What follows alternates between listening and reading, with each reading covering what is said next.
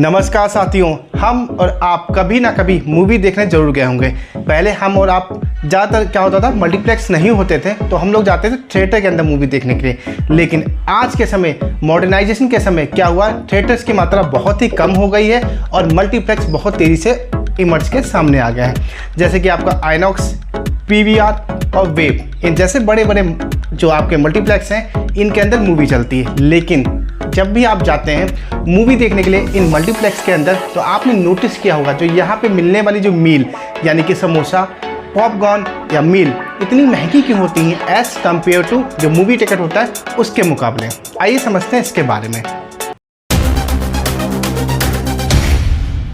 आइए दोस्तों, अब हम समझते हैं इन मल्टीप्लेक्स का कि बिजनेस मॉडल क्या है जिसके अंतर्गत ये मील का प्राइस ज़्यादा रखते हैं और टिकट का प्राइस क्यों कम रखते हैं। दोस्तों जैसे कि क्या होता है, जब कोई नई मूवी रिलीज़ होती है तो सबसे पहली बार मल्टीप्लेक्स में ही रिलीज़ की जाती है और जो उस मूवी का जो प्रोडक्शन हाउस होता है वो इन मल्टीप्लेक्स से बोलता है कि जो एक हफ्ते का जो रेवेन्यू आपका कलेक्ट होगा उसका 50% हम आपसे लेंगे। यानी मूवी डिस्ट्रीब्यूटर क्या करता है, इन मल्टीप्लेक्स से ले लेता है। जैसे कि आइनॉक्स हुआ, पीवीआर हुआ और वेब जैसे बड़े बड़े मल्टीप्लेक्स से इन प्रोडक्शन को 50% देना ही पड़ता है। मतलब कि ये मल्टीप्लेक्स क्या करते हैं, 50% प्रोडक्शन को देते हैं, मतलब कि फिल्म इंडस्ट्री को देते हैं।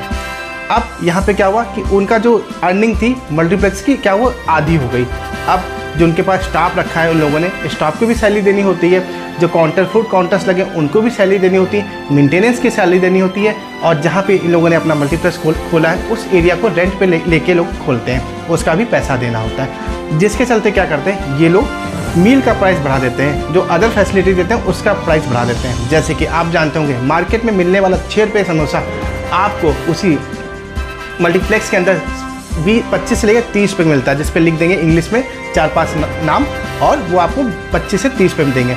वही पॉपकॉर्न जो आप घर में 10 रुपये के पैकेट में इतना बनाते हैं वही आपको मल्टीप्लेक्स में 250 से 300 का मिलता है। साथ के साथ एक मील लेके आते हैं आप, जब आप मूवी देखते हैं 100-150 रुपये की मूवी देखते हैं, साथ में 450-500 रुपये का आप उस थिएटर वाले को दे के आते हैं मील के बहाने। ठीक है, तो कहीं ना कहीं आप देखते हैं कि जो आपकी जो मल्टीप्लेक्स है आपसे आप जो टिकट ले रहे हैं उसका 50% आपसे ले रहे हैं, साथ के साथ मील का एक्स्ट्रा चार्ज कर रहे हैं। ताकि क्या करते हैं, अब यहाँ पे सुनिए कि यहाँ पे आपने अक्सर नोटिस किया होगा थिएटर के अंदर जो स्टाफ होते हैं बहुत ही लिमिटेड होते हैं, मतलब कम मात्रा में होंगे और जो फूड काउंटर होंगे वहाँ भी 1 या 2 ही स्टाफ मिलेंगे। रीज़न क्या है, वो नहीं चाहते हैं कि हम पॉपकॉर्न अपना 20 रुपये या 30 रुपये करें। अगर आप 20 या 30 रुपये का उस मल्टीप्लेक्स ने कर दिया तो लंबी कतार लग जाएगी और उनको क्या है, उनको स्टाफ रखना पड़ जाएगा, मतलब मल्टीप्लेक्स को स्टाफ रखना पड़ जाएगा, आप उनको भी वो सैलरी पे करेंगे। तो वो नहीं चाहते, इसी कारण उन लोगों ने क्या किया है, अपने पॉपकॉर्न का रेट हाई रखा है। वो चाहते हैं मेरे पास 10 कस्टमर आए हमको 250 रुपये दे के जाए, हमको नहीं चाहिए भीड़, क्योंकि अगर वो भीड़ लेंगे तो उनको स्टाफ रखना पड़ेगा।